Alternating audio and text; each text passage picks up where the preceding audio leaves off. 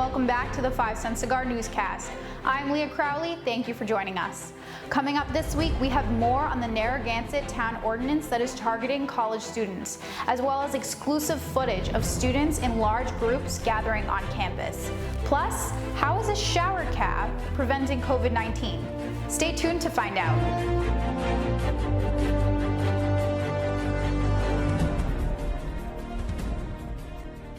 5 Cent Cigar News' Liv Ouellette sat down with Evan Morrill of Narragansett Properties to learn how that new ordinance may be pushing students out of Narragansett in the future. The Narragansett Town Council recently passed a town ordinance that will limit the amount of students to 3 per household. With October approaching, students have already begun looking for housing for the next academic year. There are 3 main realtors students go through when trying to find academic housing, those being Narragansett Properties, Lila Delman, as well as Ann O'Brien. Evan Morrill, who is VP of Operations as well as the Academic Housing Coordinator for Narragansett Properties, was able to discuss with us how their rental properties could be affected next year. The ordinance has passed 100%. There's no question about that. It does not go into effect until next September. I mean, it's going to reduce the amount of housing by about 25%. Even the 2 or 3 bedroom houses that the ordinance does not have an effect on, those homeowners see that the 4s and 5s are going to be making more money. Why can't they? So we've already filled about 30 houses for next year, and the most inexpensive one is now $700. The consequences of living in a house of 3 or more people next year include a $500 fine for every day you have more than 3 people in the house, along with eviction. Depending on how things go, we're probably looking about a 25% decrease in business. Currently, I am only showing houses that have 3 or less bedrooms. I'm hoping that by January, in November, they're going to be voting for a new town council. I'm hoping sometime in the new year that maybe the new town council will either overturn that ordinance or at least extend it to 4 people.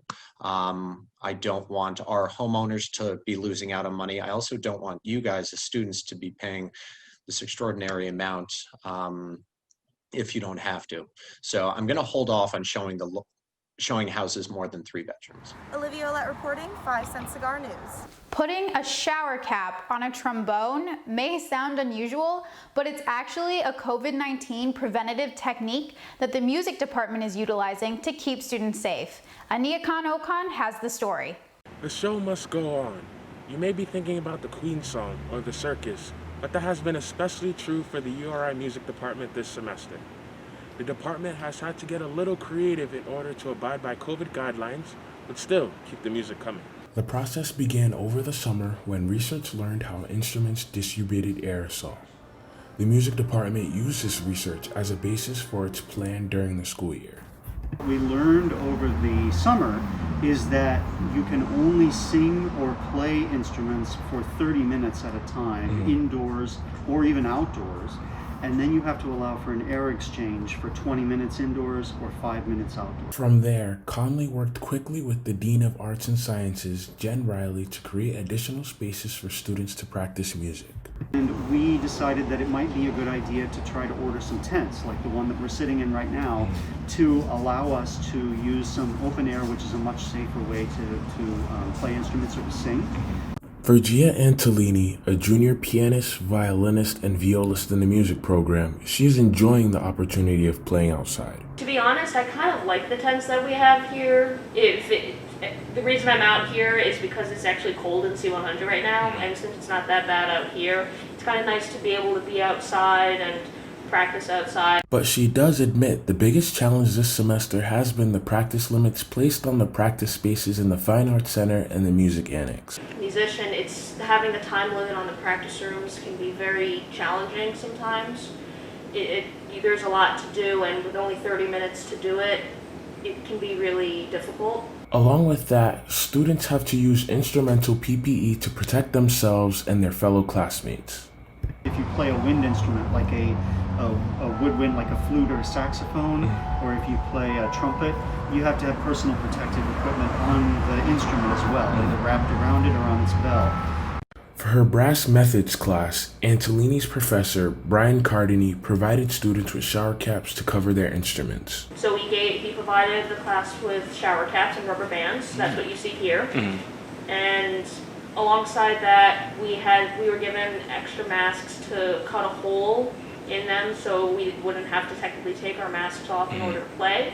Despite the various challenges, Conley is proud that students are showing resiliency, something that the arts teaches.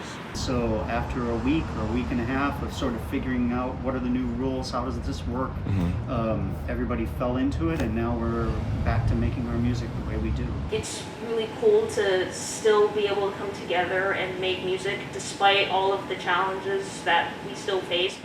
Reporting outside of the Fine Arts Center, I'm Aniekan Okon, 5 Cent Cigar News. Despite an apparent police presence on campus, students continue to disregard COVID-19 guidelines.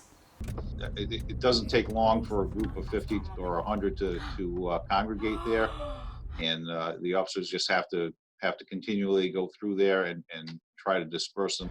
This footage was taken of students in the street between the dorms Hopkins and Gorham.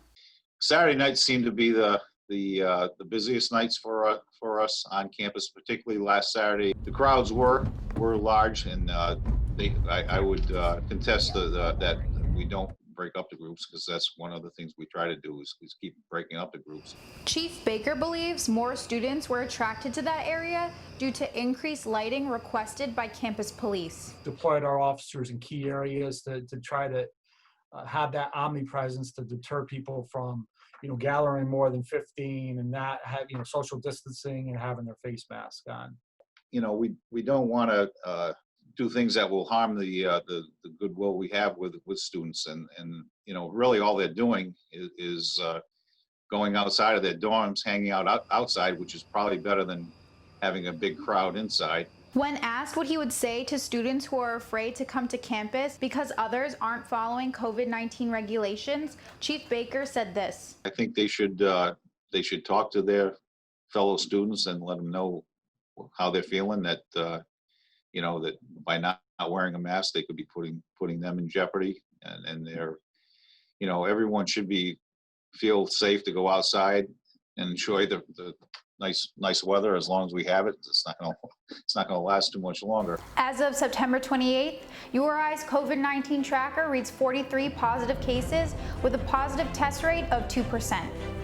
That's all we have for you today on this week's 5 Cent Cigar Newscast. Stay safe, Rhodey.